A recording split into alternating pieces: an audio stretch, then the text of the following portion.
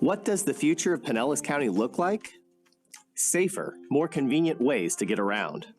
Better use of our land to house people and preserve nature. A community where everyone can thrive. To help plan for the future, the state of Florida requires all local governments to maintain a comprehensive plan. The plan is not a rule book. It's a guide for public policy.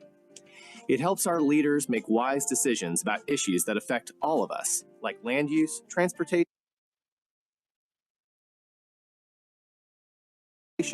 natural resource conservation, and more. After a long process of coordinated review, public meetings, and other outreach, Pinellas County is updating our comprehensive plan. It's called PLANPinellas. You can view the entire proposed plan online now at plan.pinellas.gov. Want to learn more? Explore the future at plan.pinellas.gov.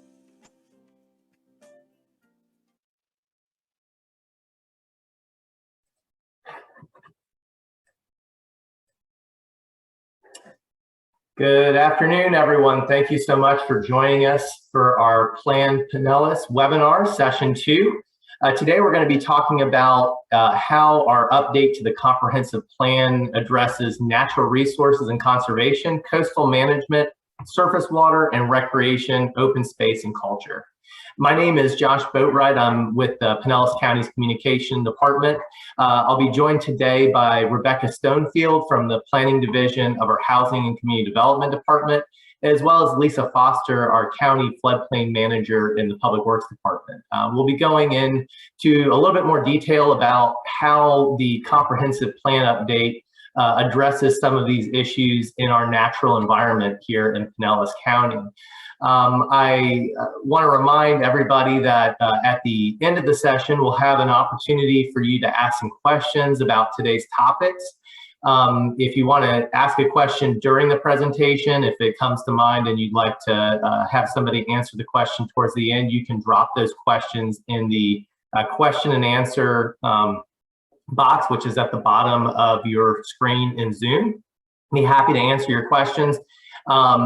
The nature of this discussion is really to give you a high-level overview of what PLANPinellas does, what a comprehensive plan does in a community, and a little bit of information about how these different areas are addressed in the comprehensive plan. If you have real specific questions about plan policies and we're not able to fully address those today, we will be taking note of all of those comments and following up afterward on our website, and we'll be notifying everybody when we've posted those updates through email, the email you use to register for today's session. So to start with, Rebecca is going to give you an overview of what comprehensive plans do. If you joined us yesterday, this will be a bit of a recap, but we have a lot of new folks on today, so we want to give everybody an opportunity to get a little background on how we arrived at PLANPinellas. So with that, I'll turn it over to Rebecca Stonefield. Hi, everyone. Welcome again. If you were with us yesterday, welcome anew if you're joining us for the first time. As Josh mentioned, a lot of these introductory slides you may have seen already if you were able to join us yesterday. But I think it's important that I kind of run through them again, and then we will delve into a bit of those environmental sections and chapters as Josh suggested. So first, why do we have a comprehensive plan? Well, according to Florida state statute, all local governments and jurisdictions are required to have a comprehensive plan. And it's really to achieve a few different things. The state wants to make sure they can manage growth across the area and coordinate efforts, protect their resources and so forth. And it also allows local governments to encourage the most appropriate uses for their land, as well as address their resources and services and so forth. And it really is to make sure that the right agencies and jurisdictions are coordinating their efforts together. So what is a comprehensive plan?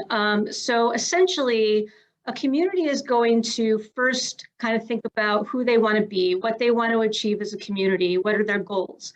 It can relate to several different issues, whether it's housing or employment, transportation, things like that. And once they think about that vision and what they're trying to achieve, a comprehensive plan is drafted to define the policies that will help them achieve that vision, achieve those goals. So it's really a policy document that kind of sets the direction for how to get there. And then what follows those policies are really the implementation tools, whether it's through regulation of a land development code or local ordinances. A county will choose how they want to invest their funds and build out their infrastructure, who they collaborate with. Those are the types of tools that can help implement the policies established in the comprehensive plan, all of which with the intention to achieve those initially defined goals. So Plan Pinellas is the county's version of updating their existing master plan, comprehensive plan, which was last fully updated in 2008. A community generally wants to look at a comprehensive plan every 8 to 10 years to make sure that it's still in line with what they're attempting to achieve for the community. There may be a reason to look at it sooner or even a little later if there isn't much that has changed, but that's the typical way someone would want to move forward. And so our current comprehensive plan is pretty extensive. It has over 1,100 policies across several chapters. As there are different chapters in or different elements within the document, sometimes there's repetitive language that doesn't really need to be there. What's stated in one section may be stated again with maybe a little bit different language in the other. Some of the language may be regulatory in nature. And again, as I mentioned, the comprehensive plan is really intended to be a policy document, and regulatory language is really intended for other types of tools. And some organizational issues like a policy that sets some sort of direction is an action item instead of a true policy. So it's just cleaning up some of those types of items. And so the current Plan Pinellas that you can view online has reduced the number of policies, has really focused the language, and has made it a true policy document. So we also have a number of changing needs. As we grow and continue to grow over time, we've got to make sure we're serving that growing population. We also, like many other communities around the country, are dealing with how do we address affordability housing. Over a third of the county's population, the households, are either what's referred to as cost burdened or severely cost burdened. And what that essentially means is that over 30% or 50% of a household income is going towards housing, making it hard to address other costs, household costs that are part of daily life. Other changing needs that we have, if we can move to the next slide, please, have to deal with the fact that we are very much a built out community, and there's not a lot of land that is vacant, and the vacant land that we do have is really smaller parcels, not all in the same place. So there's not a lot of new development that's going to happen here. So how do we address policies and make sure that they cover redevelopment issues, as well as the fact that we are dealing with sea level rise and flooding impacts that could come from that. And we want to make sure we're planning for that appropriately. So all of these issues together, how do we redevelop while remaining resilient for those needs? So what we wanted to do is, before we went in and dug into specifics of policies, we wanted to make sure we knew what we were trying to look like as a community. And so we established 8 guiding principles, which I'll talk a little bit more about in a moment. But how we derived those principles was we looked at citizen survey results. We looked at a lot of documents that are in place that went through a community input process. And we tried to understand what were those focused underlying issues of what we were trying to achieve as a community, who we wanted to be. And so we settled on these 8 guiding principles. We vetted them again through some community input processes. We held a series of open houses. We set up at different libraries around the county. We did additional presentations, and we wanted to make sure we could reach as many people as possible. And so we shared that vision, those guiding principles, through a specific webpage that was built around those, and launched surveys and so forth to try to gather as much feedback as we could. So to talk about those guiding principles specifically, the first is what we refer to as sustainable future. And that's really making sure we have a balanced economy, social environment, natural resource environment. When we're making long-term decisions, what are those long-term impacts that affect each of these scenarios? The second is healthy communities, and how do we increase our opportunities for our population, for job opportunities and housing, and are there options and access to the different resources that we provide as a community and really improve quality of life. The third is strong local economy, and that is making sure that not only do we have job opportunities for all of our residents and our population, but are they jobs that offer a wide range of wages and can fulfill the needs of businesses? Do we have a workforce that is well trained, that can attract the businesses that we need to and retain those that we need to as well? So housing options, again, is another guiding principle. Again, we want to provide a range of housing options, not just at different cost points, at price points, but are we providing the right housing stock? Do we have the types of housing, the right sizes of housing to meet our population needs? And are they located and connected to the resources they need? And that brings us to our next guiding principle, which is multimodal transportation. And we want to make sure that we have a safe, efficient transportation system and network that really connects people to their daily needs and to their jobs and schools and so forth. And we look at that not just as opportunities on our roadway network for cars, but how do we interact with our pedestrian facilities, our bicycle lanes, et cetera, and make that a strong system overall. Another one is our natural resource protection, and we want to make sure that as we're making land use decisions, that we are planning for and protecting our natural resources to minimize impacts, to protect our important habitats, and so forth. Our next guiding principle is that of best practices. And so as we as a county are providing services to the community, as we are providing amenities and doing our daily work, are we looking at the best practices of the day and also being innovative? What is coming? What are those emerging technologies and emerging tools that we can use to provide those programs? But we want to also make sure that we're doing that in a fiscally responsible way.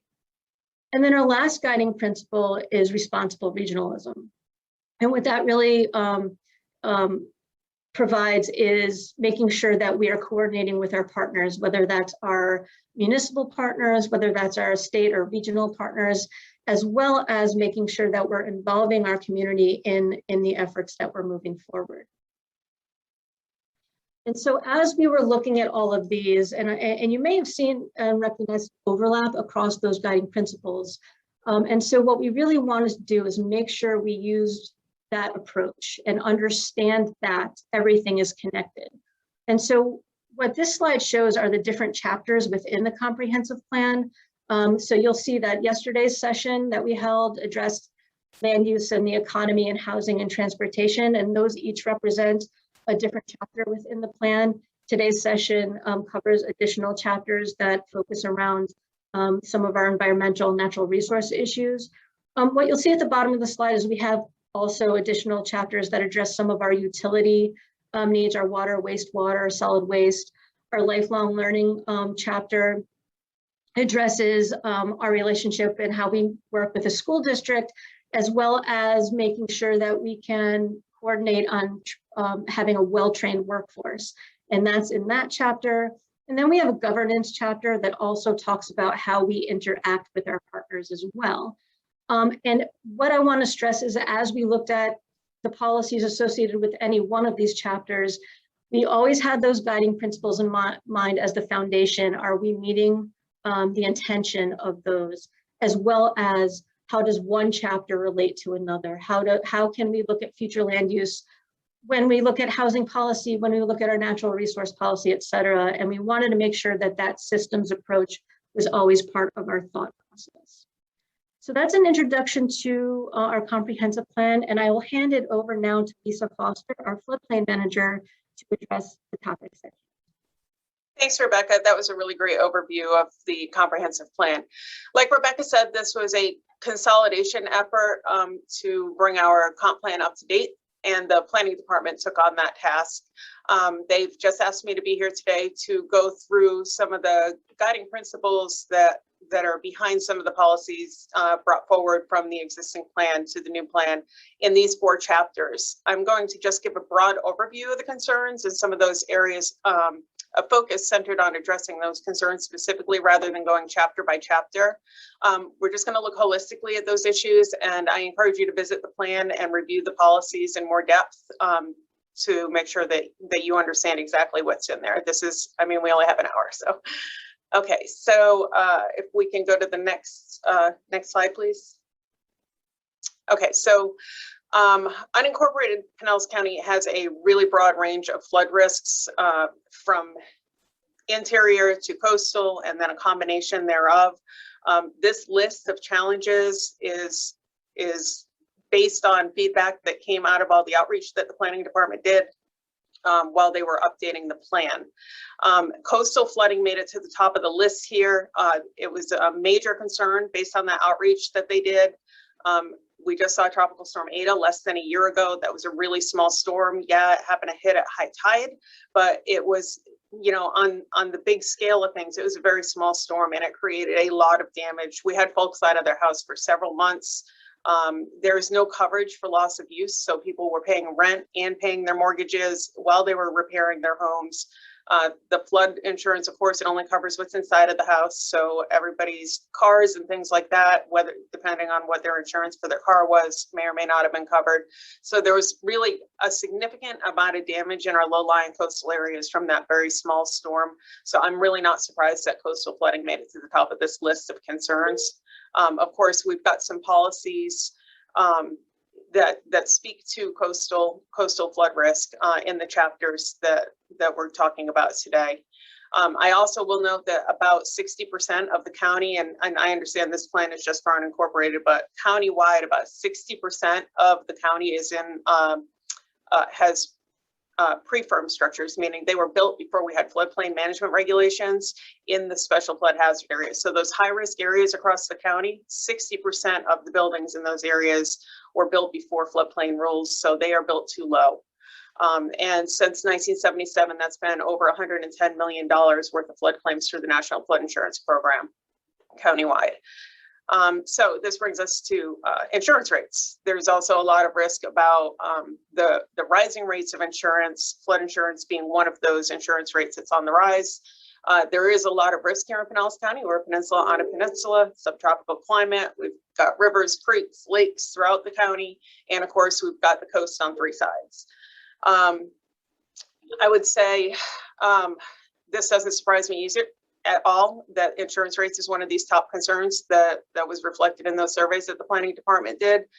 The insurance industry's technology is catching up with current times. They're doing cat modeling, and the actuarial risk is starting to be reflected in the rates that we're seeing, especially in the flood insurance policies. So it's really important that we have these policies that direct for more resilient development. It will help reduce those flood insurance rates and even wind insurance rates. If we're building stronger, those rates should come down and improve property values. Then of course, red tide, between 2018 and then this past year, red tide, it's not a surprise at all that this is a big concern. Water quality here, and with the development that's going on, we need to make sure that we're treating that water so that it doesn't worsen the red tide. You know, we look at all these interconnected pieces of this comprehensive plan, like Rebecca was talking about. And when we talk about, you know, where do we build things, how do we build things, and what do we do with all that stormwater runoff, you know, eventually it makes it to the bay or some sort of water body where an algae bloom could be a concern if that water is not treated before it reaches that area. And of course, if we don't have a place for the floodwaters to go, we can worsen flooding. So it's important that we have these policies in place that you know, drive us to develop safely and responsibly for the future. So red tide, not a shock that was on there. And then let's see what else we've got. Green space and parks, access to recreational opportunities. You know, as folks are seeing all these this new development, redevelopment going on. They're really concerned about losing natural resources as well as habitat. And, you know, preservation of these areas is also directly related to clean water and flood control as well. So there are policies throughout the plan that address these things. And let's go to the next slide. So let's talk about how we can reduce the risk and protect the resources. It really all starts with looking at the best available data and making sure you have good data. So the county has a watershed management program, and these plans are based on watershed units. So it's countywide, and we have a stormwater master plan for the entire county. But when we're talking about the unincorporated portion of the county, these watershed plans, we update them, you know, watershed by watershed. And this particular watershed has certain attributes, and another one might have different attributes. So each one is looked at for its uniqueness. And from those studies, we get floodplains, not just this 100-year storm, this design storm that everything is centered around right now, but we're looking at the other storm frequencies, 10-year, 25-year, 500-year, et cetera. To look at what the flooding conditions are, look at areas that really need to be preserved to make sure conveyance is not interrupted, and also identify best management practices. These are like conceptual capital improvement projects that could improve flooding and stormwater quality.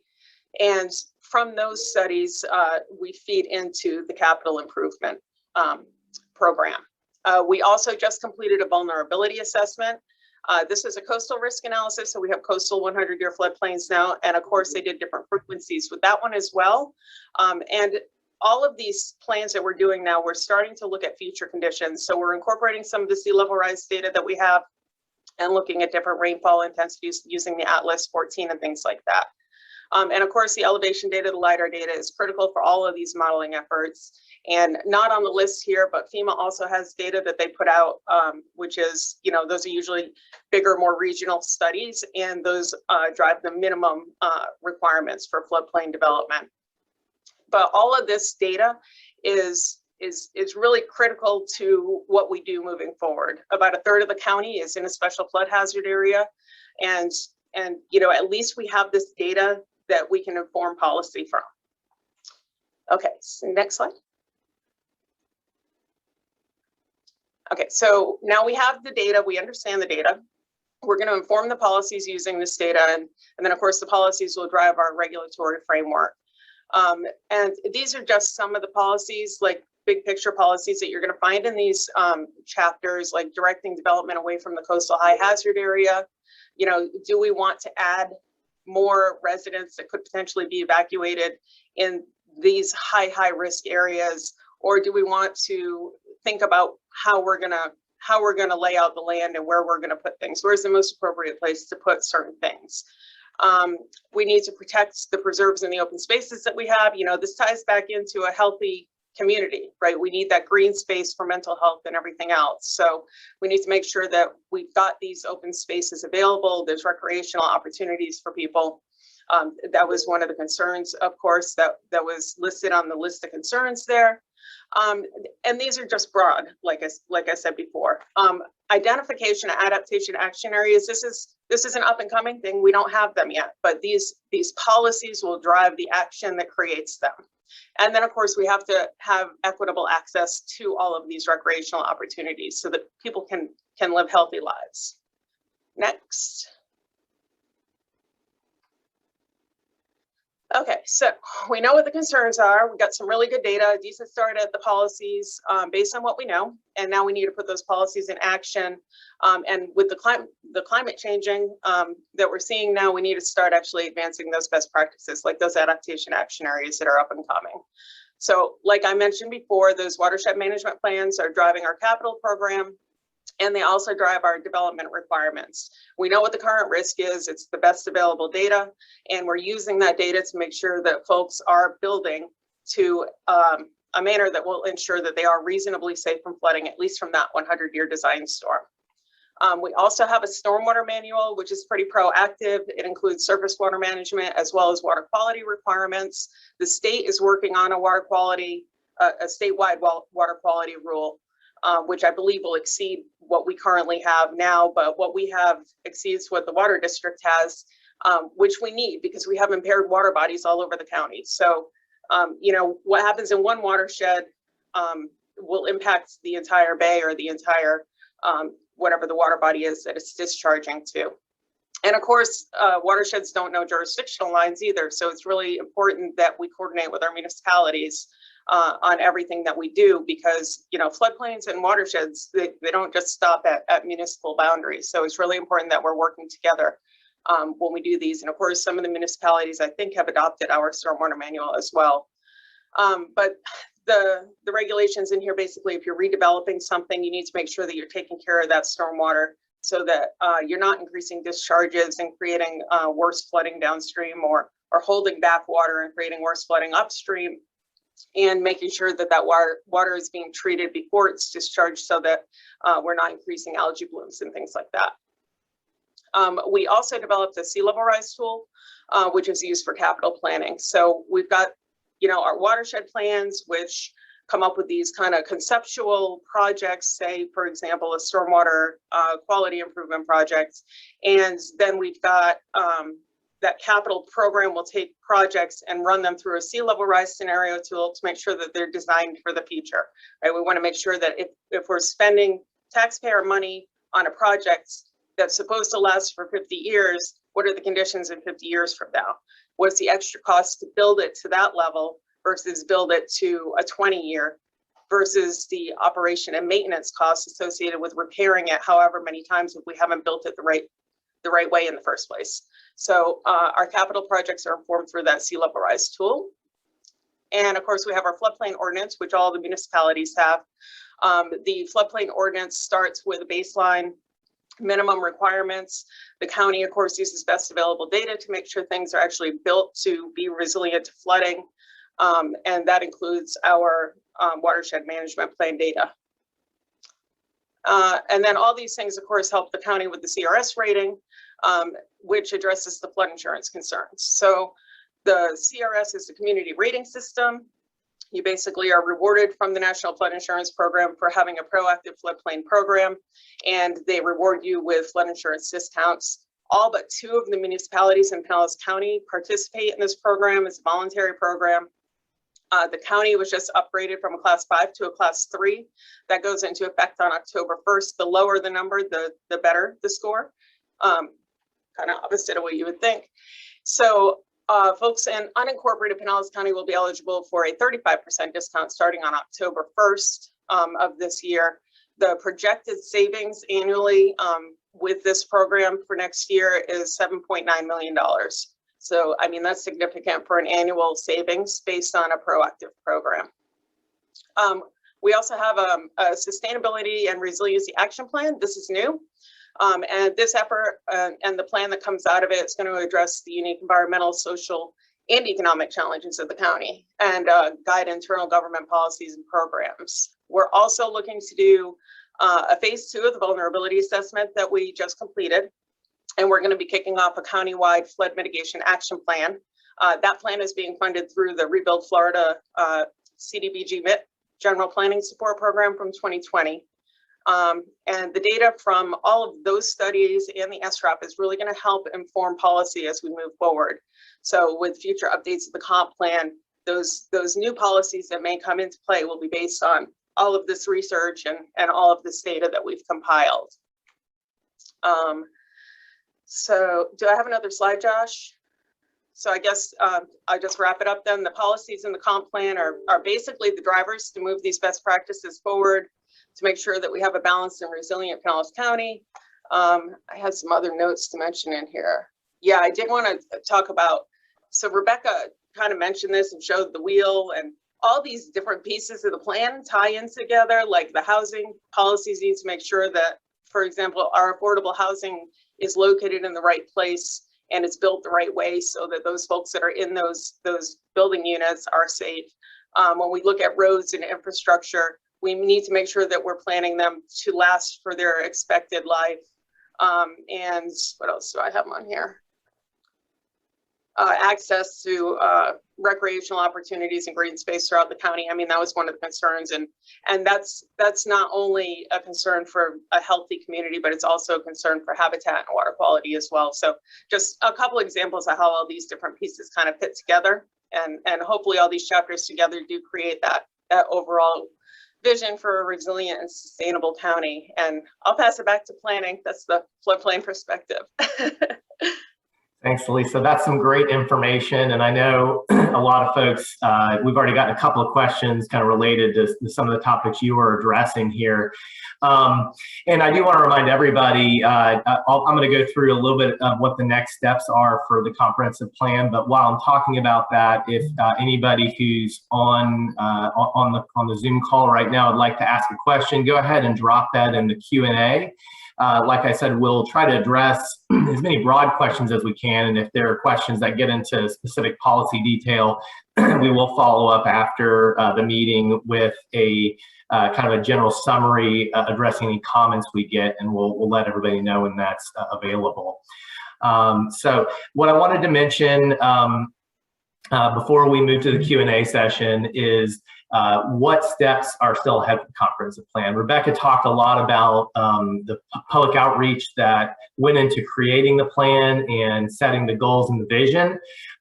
These webinars are kind of an opportunity for the public to look at the proposed draft plan, to really look at all the elements and make any comments that you'd like to make. Ultimately, the plan is going to be going to the Board of County Commissioners toward the end of this year, early next year, for approval by spring of 2022. So anytime between now and then, you can go to plan.pinellas.gov and review all the elements of the plan that were discussed today and make comments. And like I said, the planning staff will be making an effort to address in some various comments that come in during this last public input period. If you want to make a comment, this is where you'll find it on the webpage. So if you go to that plan.pinellas.gov, there's a button up on the top bar to make a comment. Just click there and it'll ask for a little bit of information, and you can drop any comments that you have there. So that's the end of our presentation. I'm gonna stop sharing my screen so that we can address some of your questions. I'll also mention that we have on the line Evan Johnson, also our Plan Division Manager from Housing and Community Development. If there's any questions that kind of go beyond the scope of what Rebecca and Lisa can answer, he can jump in and assist as well. But I think we'll start. We got a couple of pretty good questions specifically related to some of these environmental issues. The first question that came in was really about sea level rise and what we're doing to potentially purchase land that can be set aside for green space to kind of mitigate flood in the future. I don't know if the comprehensive plan specifically addresses raising funds for this kind of land purchases, but I don't know, Rebecca or Lisa, if you can address kind of how the county is approaching this issue of trying to acquire land to deal with the potential sea level rise and increased flooding in the future.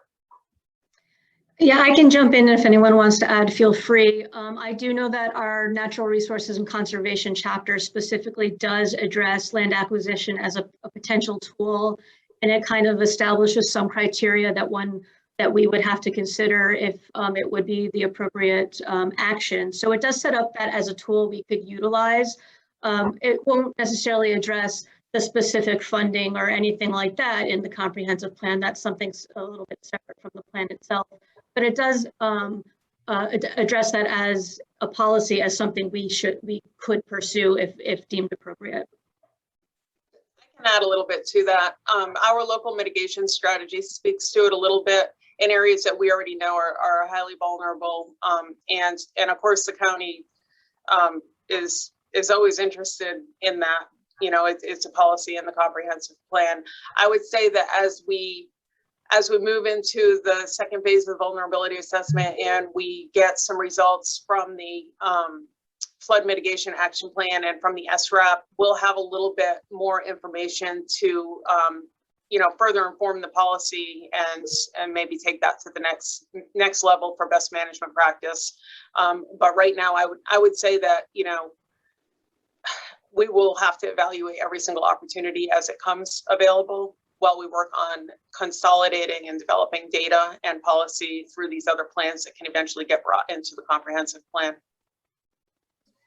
I have a follow-up question too that also kind of addresses flood vulnerability, which is basically why are developers able to continue to build in high flood risk and coastal high hazard areas, especially as insurance is getting more unaffordable, and we're seeing a lot of the financial pressure from increased flood risk.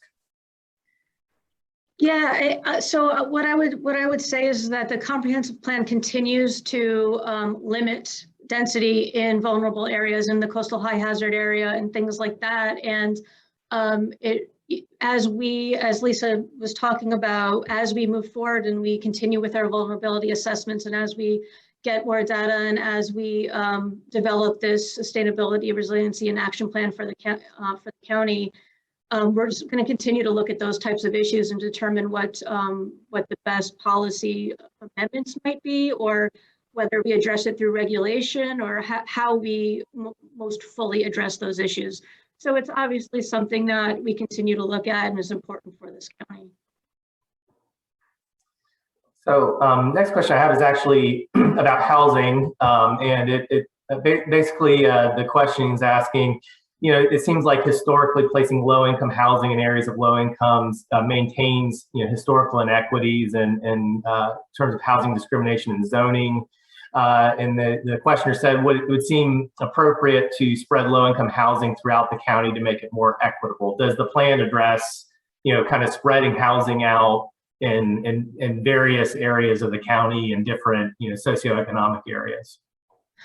Yeah, so the comprehensive plan definitely addresses the fact that we need to work together as a complete community. It identifies the housing compact that the county is pursuing, and working with our municipal partners and trying to figure out how do we address affordable housing throughout the entirety of the county. As Lisa mentioned earlier, relating it back to the issue that we're covering today, is that we do have, I believe in the housing section, maybe in the land use section as well, that we really want to make sure that we're minimizing impacts and flood risks and so forth, not only to our entire population, but to those who may traditionally be in more vulnerable areas. So it is definitely something that equity is woven throughout the document. It is definitely something we're addressing as part of our housing section as well. Right. Well, I don't see any other specific questions coming in. I'll maybe it's appropriate just to close with this last piece. We had a question yesterday just asking about our outreach efforts, and kind of how we've made sure that various groups in the community have been represented in the formation of Plan Pinellas. And Rebecca, if you want to just kind of quickly address that, and then we can close out just talking about again how people can continue to engage, as we get towards approval. Yeah, absolutely. So when we started the project, and we started with the vision for the document for the community and so forth, as I was talking about the guiding principles earlier, kind of the vision for the community, who we want to be, what we want to achieve, we really wanted to make sure we got as many people involved as possible.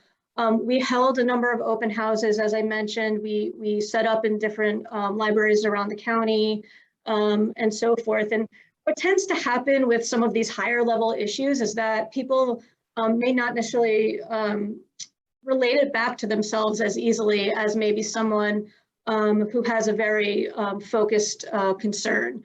And so a lot of times we'll see limited turnout to in-person events. So what we wanted to make sure we did is complement those open houses and workshops and so forth. And we launched a website, which was a little bit different than the website you'll see now, but it focused solely on the guiding principles to make sure people had the opportunity to review that vision, make sure they shared the opinion of what that vision was. And so we launched online surveys. We had really good viewership on that site, really good involvement in the surveys. We took a lot of that in, and we also looked at, again, as I mentioned, citizen surveys that the county does annually to make sure we were really understanding what people's concerns were. And so that helped us up front. What the guiding principles do is that it really sets the direction of how we revise policies, keep policies, amend them, update them, whatever it may be. So we really wanted to make sure we had that involvement up front.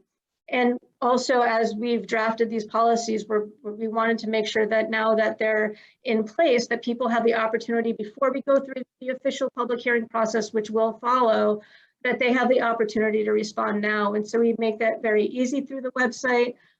We have a make a comment opportunity, not just as you showed at the top of the main page, but as they're looking at the individual chapters, there's the opportunity to share your opinion there. And we hope people do share their comments, and we understand that people are happy with what we're doing, or if there's a need to maybe address something, that how can we best do that? Is it appropriate to do that moving forward? Right. Thanks, Rebecca. Yeah, obviously the comprehensive plan, it's in the name, it's comprehensive. So there's a lot there.